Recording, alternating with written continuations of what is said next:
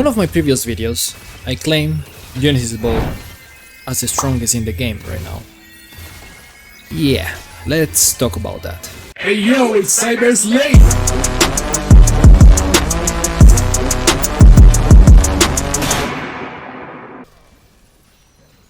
I was wrong.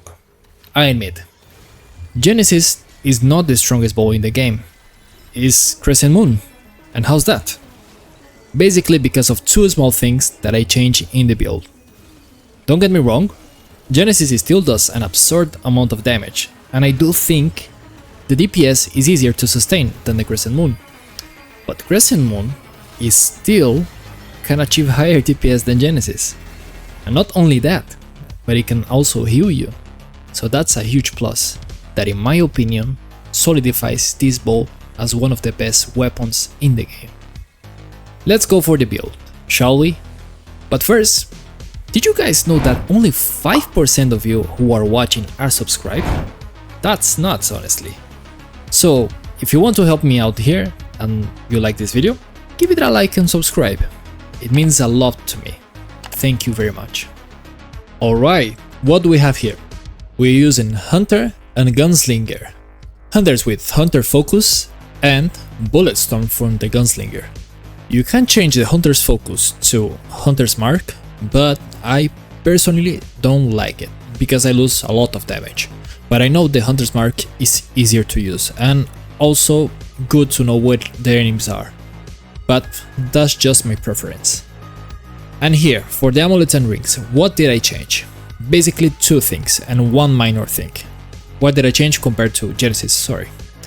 So, the Nightweaver's Grudge, because it gives you 15% critical chance and haste, and the Strength of Sinew, that even though it slows your firearm charge time by 30%, you barely notice because the charge time of the Crescent Moon is really fast compared to the Genesis bow.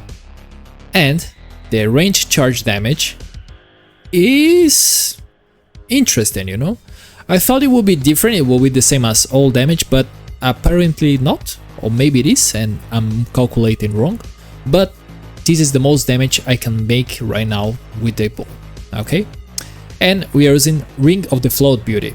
In my previous build of Genesis, I was using the brand Braided Thorns. And also, I have to say it again, but if you're fighting an enemy without weak spots, Burden of the Gambler will do it. Just replace this one for Burden of the Gambler, and that's it. You have the build for every occasion, okay? The rest is Probability Cord, sorry, and Archer's Crest. For secondary weapon, Nebula, although I recommend as well, as you know, I cannot see the name. I forgot, the Corrupted Rune Pistol with Death Breath, because it gives a lot of damage and also weak spot damage when you kill a minion that is nearby. And I have to say as well, the Soulbinder is really good because Crescent Moon has a secret interaction with Soulbinder that when you kill a minion and you're hitting the boss with the Soulbinder, the Crescent Moon is gonna reload faster, so you can shoot it like a machine gun, like ba ba ba ba ba ba ba. And that's why I love Soulbinder, when there's a lot of enemies around, and you have a boss of course, or an elite, but they will die faster. For the melee weapon, Krellex, that's it. You can change it, but Krellex, you know, is the king because it's really useful. Okay, for traits, you saw over here, but let me explain a little bit better. I have Affliction here. Why do I have Affliction?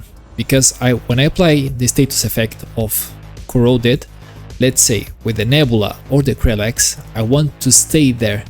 Even though the boss fight is not gonna take too long.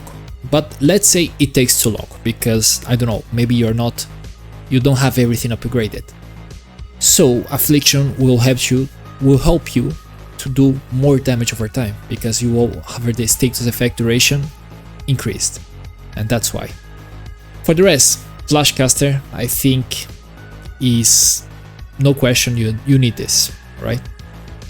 And what else? Chakra, of course. And here I have some few things that I want to point out. I have Siphoner only 5 points, Perception because of the haste that the Nightweaver Crutch gives to you, and Triage because the Crescent Moon mod heals you when the Moonlight Barrage, the little orbs comes to you, it heals you. So that's why I have Triage, because it's like, let's say, a form of lifesteal. So you have lifesteal, and you have healing, and that's why I took Triage. And that's it. Now you're gonna see in the screen a comparison of Crescent Moon and Genesis. And as you can see, like I said before, it's not that big of a difference of DPS. Well, if you don't consider 1k and 2k DPS, not that much of a difference. But you have to keep in mind that Crescent Moon heals you, and that's why I favor Crescent Moon over the Genesis Bow. Although the Genesis Bow has easier time to keep your DPS. I don't know if you explain myself. But Crescent Moon overall, I do think is the best bow in the game. And that's it, guys. Thank you very much for watching. See you next time. Cyber out.